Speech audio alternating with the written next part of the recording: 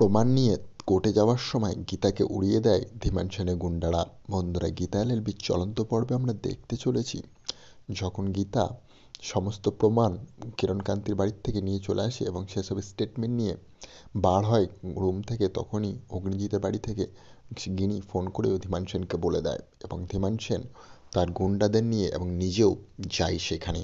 অবশ্য সে বড় 10 টাকা লরি দিয়ে গীতার স্কুটি সমেত গীতাকে উড়িয়ে দেয় এবং গীতা রাস্তার ধারে ছটফট করতে থাকে, কিন্তু কেউ তাকে হেল্প করে না এবং পাশে গুন্ডারা এসে বলে ধীমান সেন যে শেষ করে দাও ওকে। কিন্তু সেই মুহূর্তে পেছন দিকে বড়বাবু আসায় গুন্ডারা ওখান থেকে চলে যায় এবং বড়বাবু গীতাকে তুলে হসপিটালে অ্যাডমিট করে এবং মুখার্জি পরিবারকে ফোন করলে সেখানে যাতে থাকে সমস্ত পরিবারের লোকজন এবং ওটি থেকে বার করে গীতাকে যখন রাখা হয় তখনই সেখানে সমস্ত পরিবারের লোকজন দেখা করতে থাকে এবং সেইখানে গিনি এসে ওকে ঘুমের ওষুধ খেয়ে শেষ করার সিদ্ধান্ত নেয়। কিন্তু গিনির যখন এসে শেষ করবে ওকে ঢোকে, তখনই সেখানে স্বস্তিক এসে যায় এবং গিনি তার চাল চামন তো কিছুই করতে পারে না এবং সেখানে ফেঁসে যায়।